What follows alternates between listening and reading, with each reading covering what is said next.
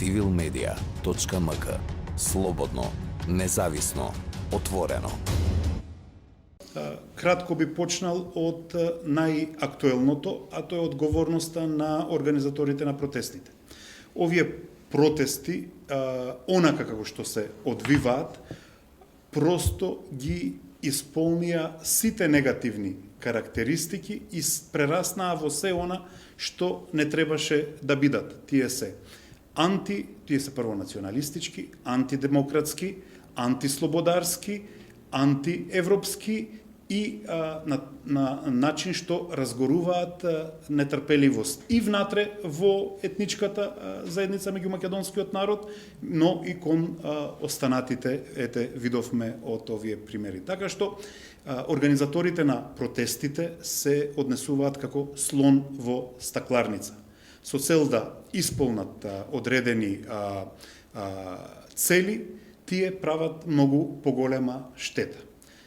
Во таа смисла велам, од една страна, значи,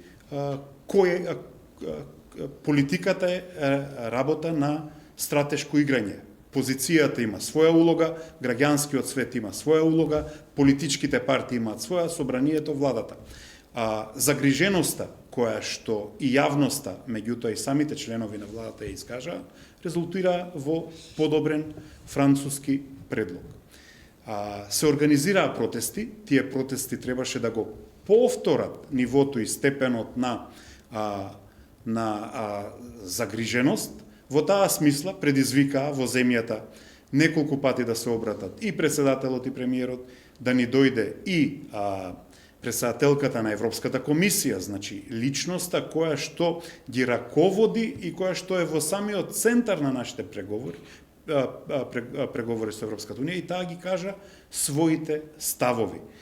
Беше дочекана во една недемократска атмосфера и овие два дена во собранието и секаде околу сме сведоци на поттикнување на национална нетрпеливост, поттикнување на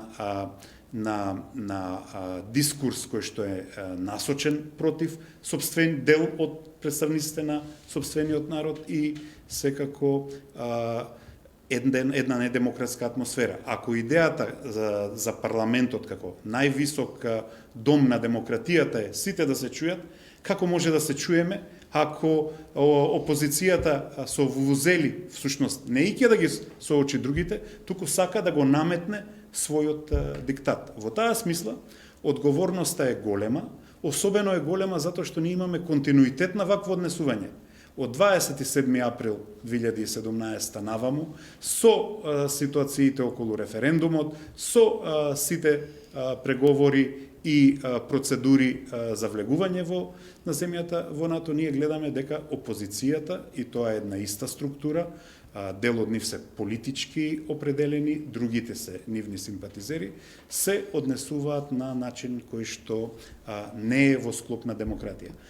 Дека тоа има големи последици за почетокот на нашите преговори, че дури да го пишуваше и Мицковски предпристапниот документ, таму во преговарачката рамка главни поглавја се така наречените фундаментални вредности, односно поглавјето 23 и 24, слобода, демократија, почитување на човековите права и особено почитување на правата и културата на заедниците.